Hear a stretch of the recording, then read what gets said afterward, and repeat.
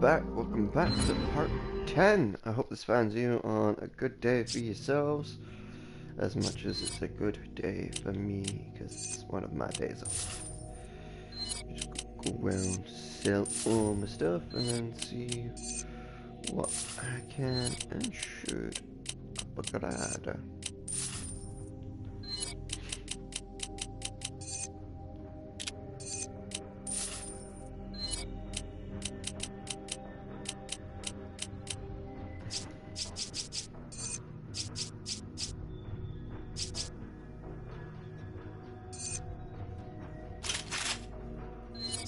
Give you a bit more firepower. Give me some auto bullets.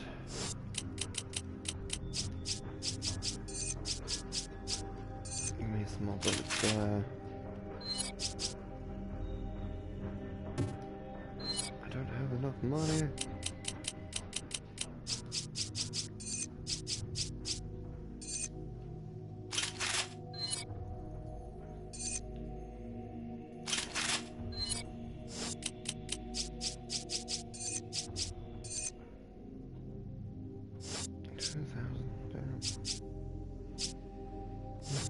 Four thousand.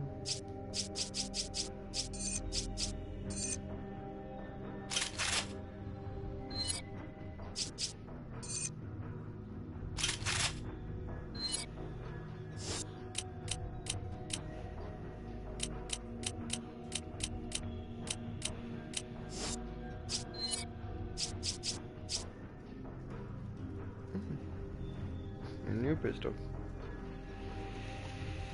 Now we'll keep this is what we got at the moment. Dragon off, grenade launcher, rocket launcher, rounds.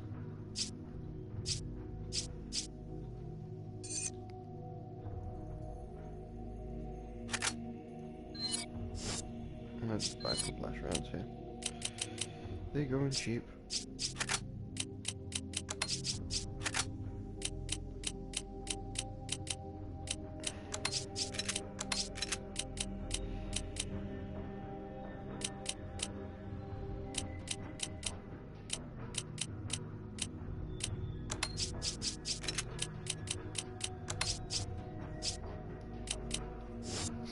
'Yeah, it's the best I can think of.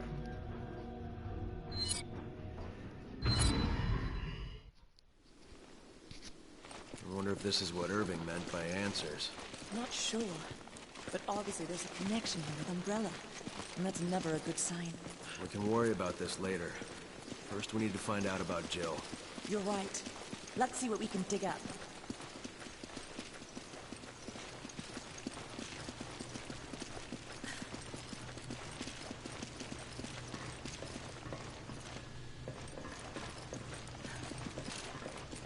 Okay, so that's where it wants me to go. Investigate. Was Umbrella doing research on these flowers? Yes. The answer to that question. Yes, they were. Investigate. Looks like water body purifies the water is probably full of flowers.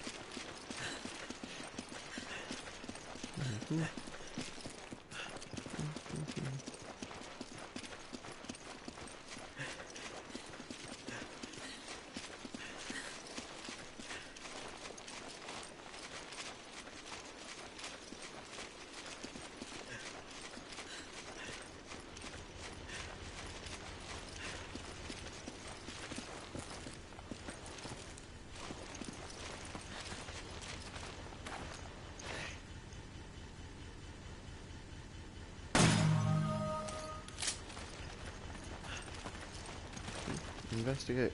What did Umbrella need with all this heavy equipment here?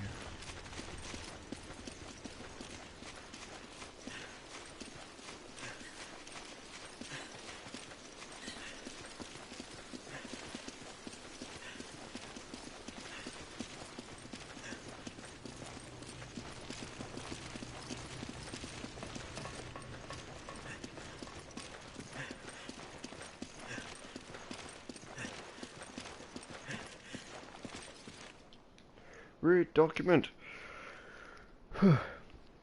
From Chief Researcher Brandon's Journal Number 1. 1966. December 4th. Mr. Spencer once spoke of a flower called the Stairway to the Sun. Supposedly this flower would give the person who consumed it incredible abilities. Everyone thought it was nothing more than a rumor or a legend that Mr. Spencer was telling us, but later research would prove us wrong. The first person to recognize the validity of the story was my teacher, Dr. James Marcus. He hypothesized that a virus, hitherto unknown, might exist that could alter DNA. The man was so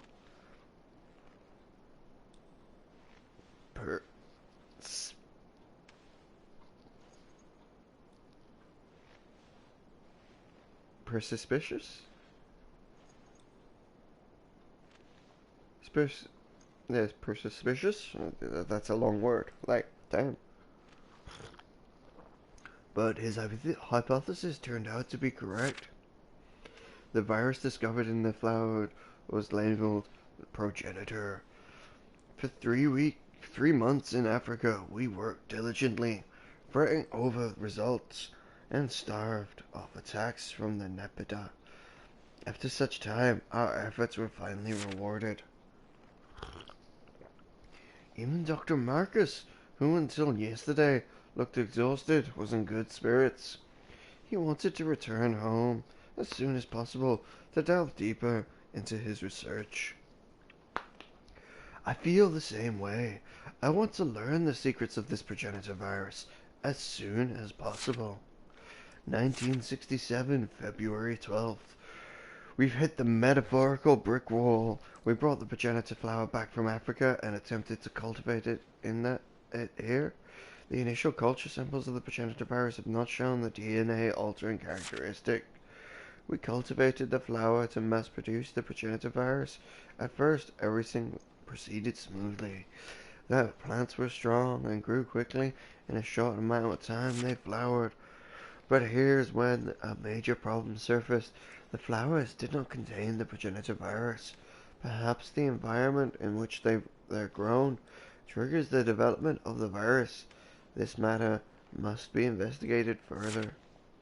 March 25th. We've made no progress. We've tried cultivating the flowers under different conditions, but with no luck in triggering the development of the virus itself.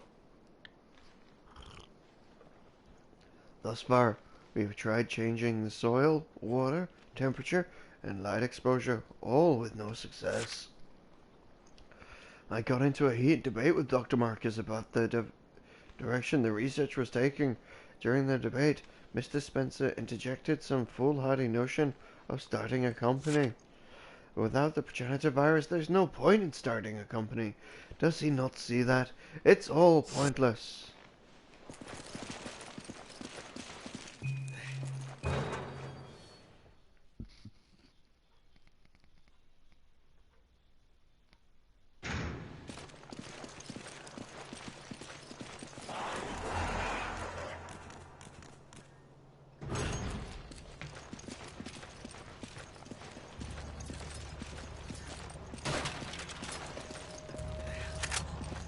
No, I'll hit that one. You grab it. That's Okay. That's for you anyway. Go! Okay.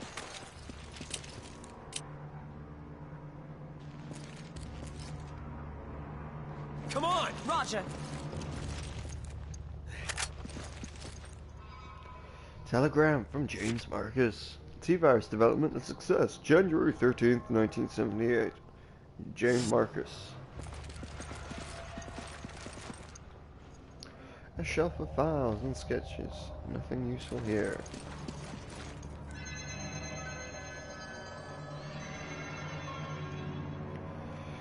Research Center Director Brandon's Journal, 1998. November 16th. We've closed down the research center. It's strange, but I don't really care. I'm indifferent to the whole thing. I feel the same way as when I heard about the Arclay facility in Raccoon City were destroyed. When did I become so apathetic? I've spent every waking moment researching and extracting the progenitor virus. Everything I did was for Dr. Marcus. Actually, when I think about it, I probably stopped caring the day I heard he had died all those years ago. I didn't feel angry, or happy, or even shocked. I just felt nothing at all. It was as if all my emotions just shut down. I kept sending out samples of the progenitor virus to all the Umbrella's laboratories. I was just an automated machine, reporting to Umbrella headquarters every time one of my subordinates made a breakthrough or discovered something new. I was like a zombie, ambling through life, no thoughts, no feelings. And now the research center where I spent half my life is closed. I don't really care one way or another. It's probably all for the best. Perhaps it's too late to have any semblance of a life again.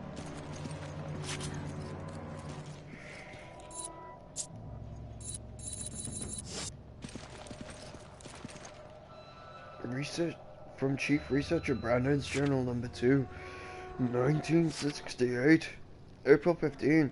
It's been over a year since we've had any breakthroughs. That's why Dr. Marcus and I have decided to return to Africa. We can no longer continue our research without the progenitor virus. I know those routine attacks by the Nipaya are really going to rack my nerves, but for the sake of our research, I will persevere. In the face of my unforeseen dismay, it was Mr. Spencer who provided the answer. If you're worried about the Nipida, then we'll just have to remove them from the equation. I can only imagine the look of shock on our faces. The idea never occurred to us. It was quite an atypical solution to our problem, but it seemed the only option available. Dr. Marcus and I decided to try Mr. Spencer's plan.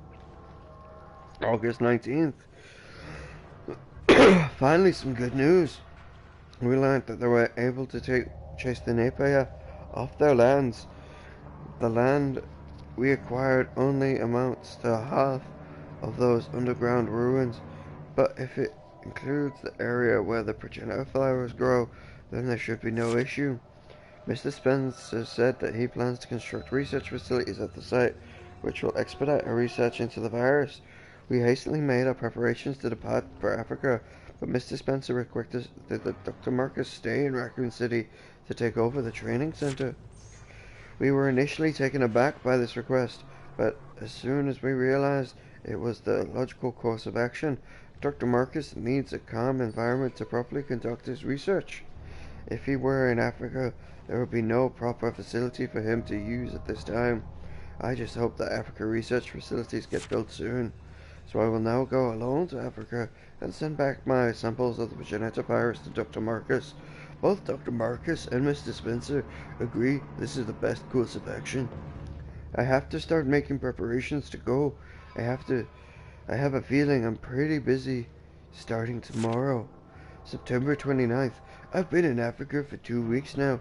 It's a good thing Dr. Marcus isn't here. The place is far from being a paradise of research and scientific study. The so-called research facilities are nothing more than a bunch of tents, and we have to employ armed soldiers to keep the Nipaya at bay. But the thing that gets on my nerves the most is the sound of the construction for the real research facilities. How am I supposed to concentrate on research when everything is threatening to drive me insane? I'm trying to just concentrate on extracting virus samples from the progenitor flower so I can send them to Dr. Marcus. Hopefully, if I focus on my work, I can remain sane in this godforsaken place. 1969, June 15th. The research facilities are finally complete. This is the real Umbrella Research Center, not just some pile of tents. But I've come to the realization in the past 9 months, the facilities are too small for our needs. We need to make them larger, more suitable for research. Then we can fill them with more talented researchers. This place needs to be our front line in our progenitor virus research. Our results will do a great service to Dr. Marcus and his viral research. In a rare turn of events, those old skinflint Spencer actually agreed with me on this. You're right, miss. Fair enough. Sorry. Give me a grenade. Use this! I owe you one!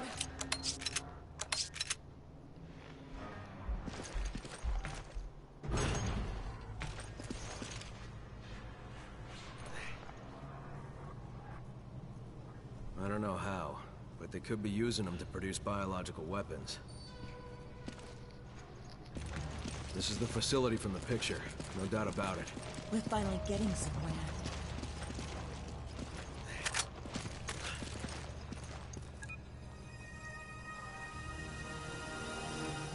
Tricell, email to an acquaintance. Hey, I know this is sudden, but I'm going to go be checking some stuff out. Be getting some time off soon. We've completed most of our work on the new project. Sorry, I can't talk about work. So they're giving us some time off as a reward for all our hard work. All the staff are leaving tomorrow and we'll finally be getting out of this country. I'm heading straight back to Arizona and I can't wait to get home to see everyone. More than that, I think I'll just happy to get away from the high and mighty Miguel. Guy thinks he's some sort of super genius. Miguel's a guy that sits next to me at work, and he's a good researcher and all, don't get me wrong. He's got some good ideas, and is good at noticing detail, but every time he opens his mouth, he just goes on and on about how great he is.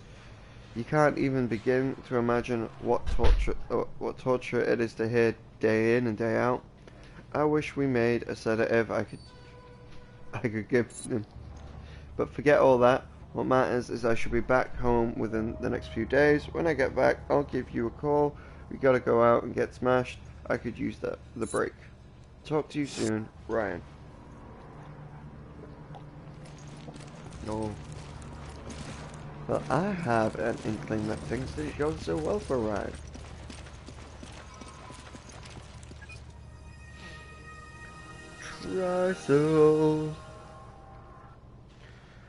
Tricell researcher, Miguel's journal number 1. February 19th, when I heard it was the laboratory used by Umbrella in Africa, my expectations were raised, to say the least. But when I saw it, well, it's a lab in name only. I don't know how Umbrella ever used it, and Lord knows how Tricell could possibly have any use for it.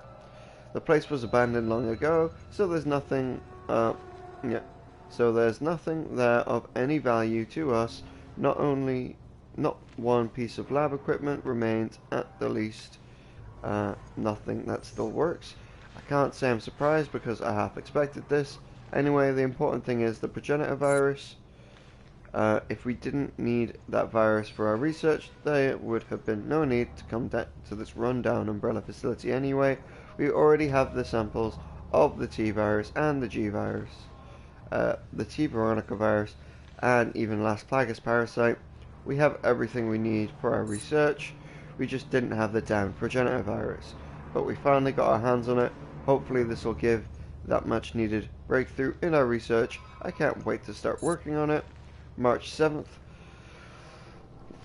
I wonder who came up with the name Licker for those creatures. I mean, when you see its long tongue, you just know that it's the perfect name. But for researchers like me, BOWs like Lickers are just a pain in the ass. If I said Lickers were too perfect, I'll probably be going too far in my praise, but they're pretty much an evolutionary dead end. There's no room left for improvement. BOWs that were created by using the T virus don't seem to show much improvement when the progenitor virus is administered. I mean, their ability to show some slight improvements, for example, their sense of smell seems more or less improved, but that all that means is we've got sorry guys, but that's all we've got so far. They're still blind as an old lady, and they're ugly as shit. The biggest jump in their evolutionary seems to be their ability to reproduce. I hate when things don't go according to plan, but since there's still a demand for Lickers on the BOW market, I guess things aren't all that bad.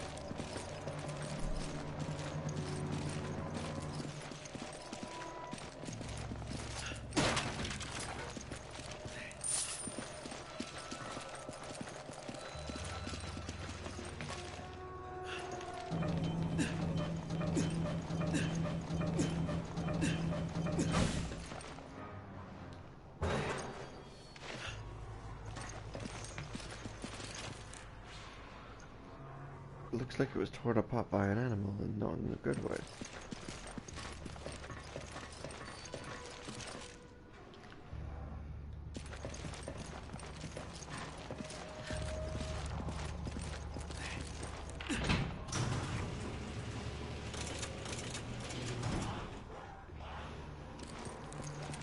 Careful.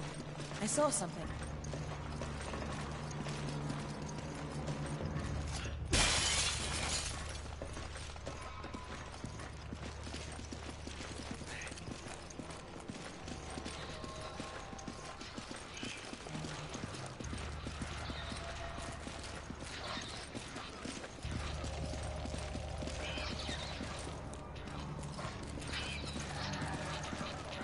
Go! Giant ass rat.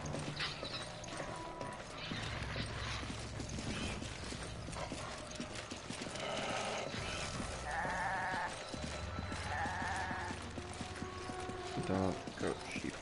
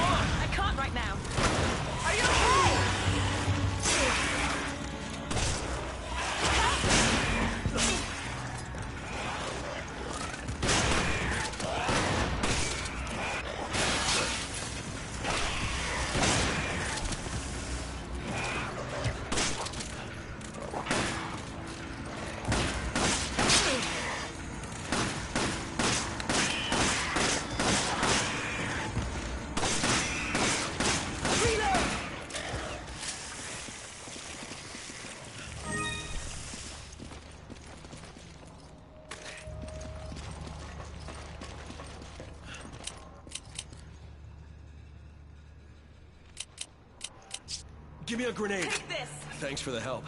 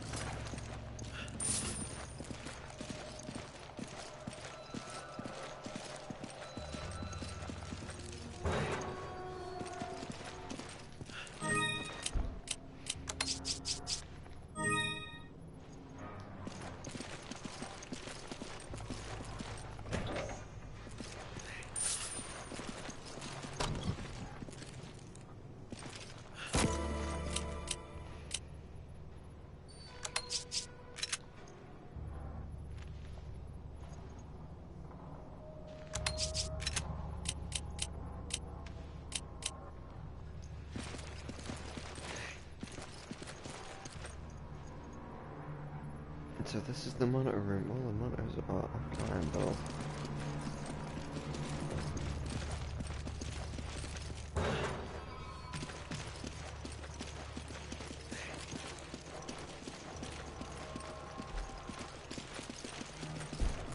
Thank God there weren't more of them. Yeah, we wouldn't last in a fight with a whole horde.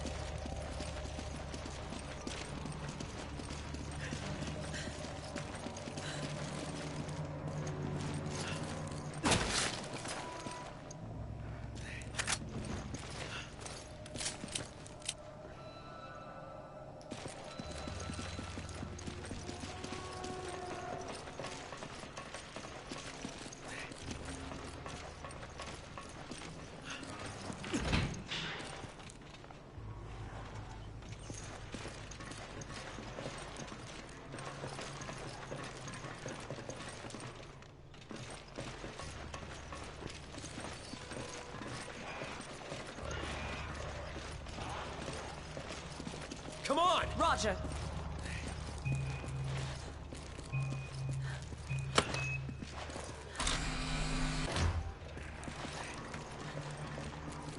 I don't think they'll notice us. Guess their senses are weak. Just to be safe, we should be as quiet as possible.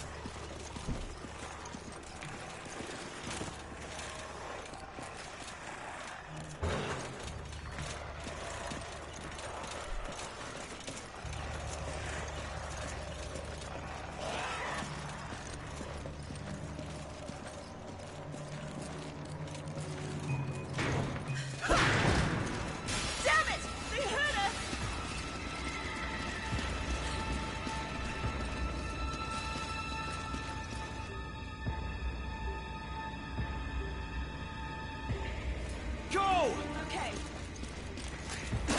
Come on! Come on!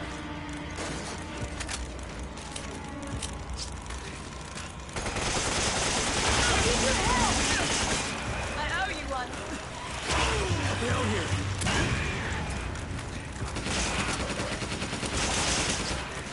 I need your help!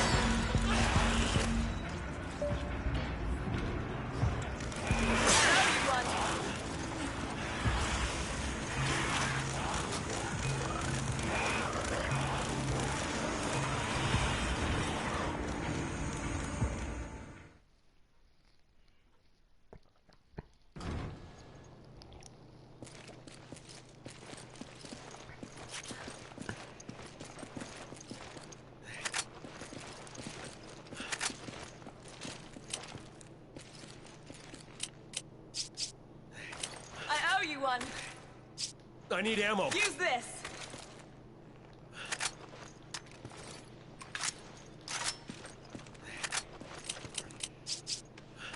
Thanks, partner. Thanks, partner. Give me a grenade. Use this.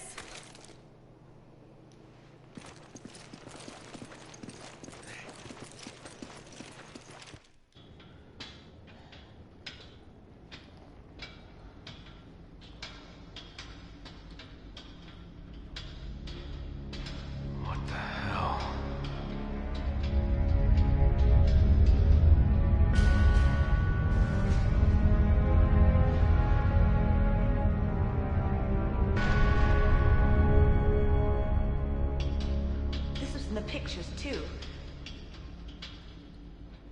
Wait, that means Jill might be here.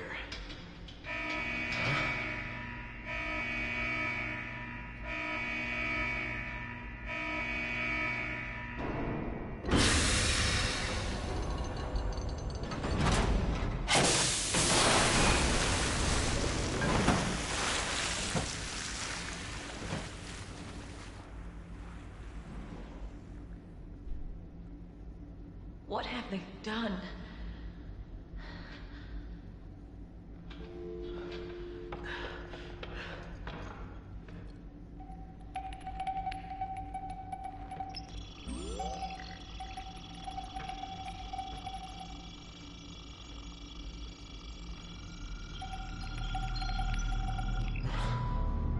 Jill.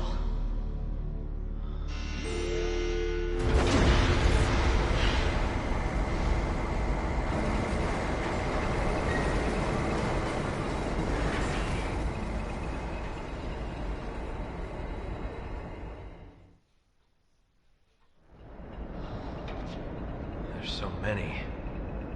They must be kidnapping people from all over the world to experiment on.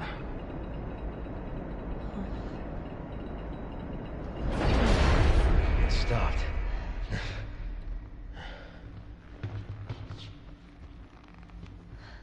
Why?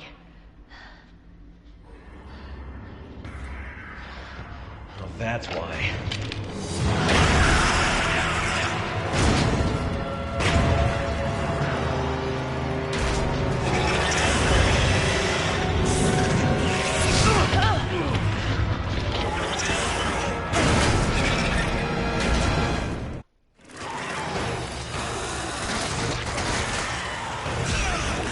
Oh, fish that.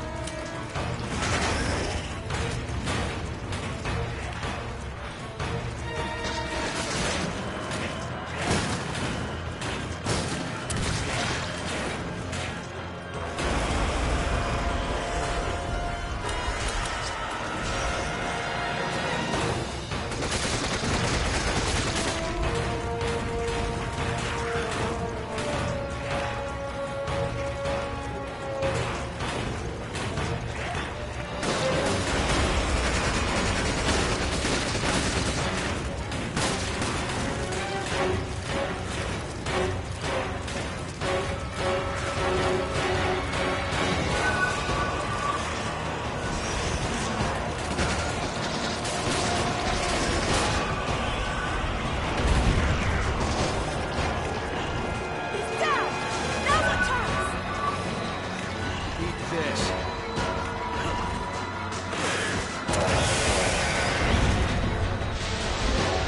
It's working! This guy is working!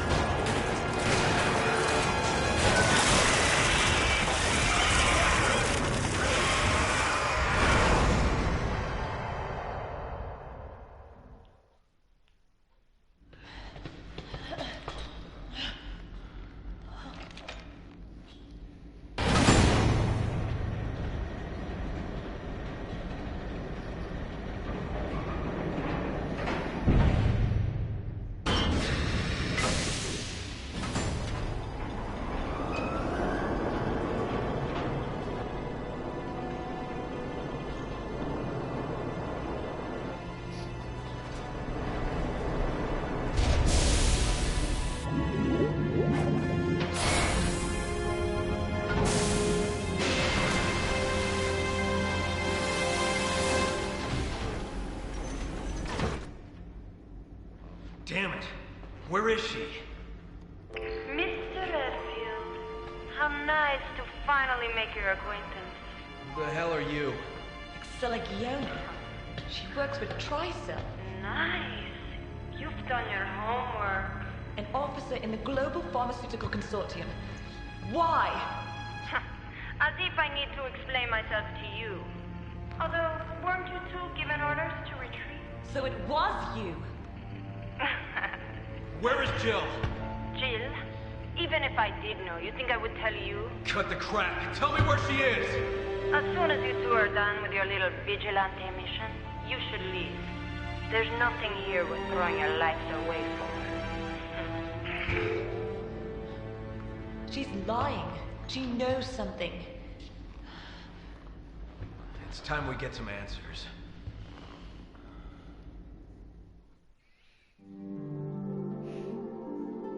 Damn right. End of chapter 5-1. Okay, you can view a U8 file in the library. Okay. What can we buy? The AK-74. Speaking of that, let's view the AK-74.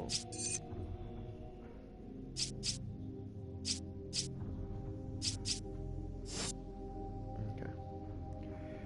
Well, let's remove.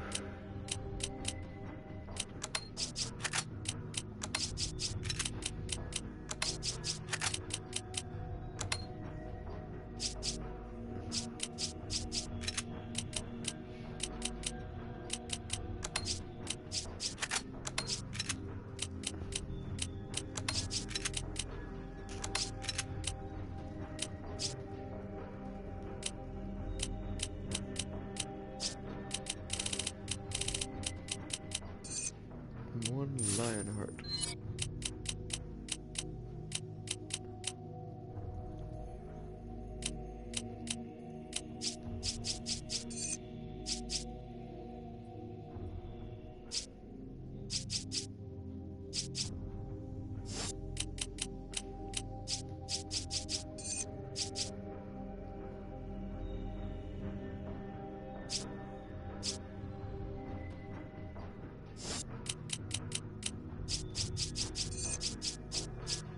To 12 capacity.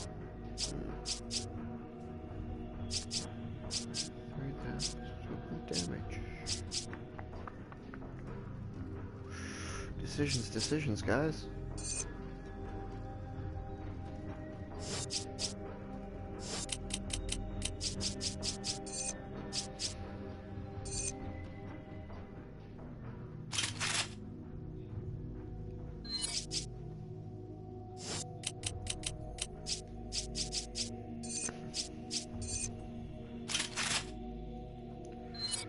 We'll go 3 for 3, why not?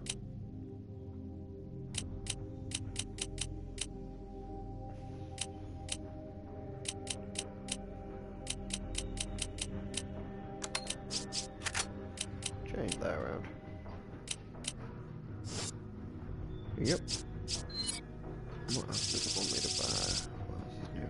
Bulletproof vest. Well, not getting that just yet.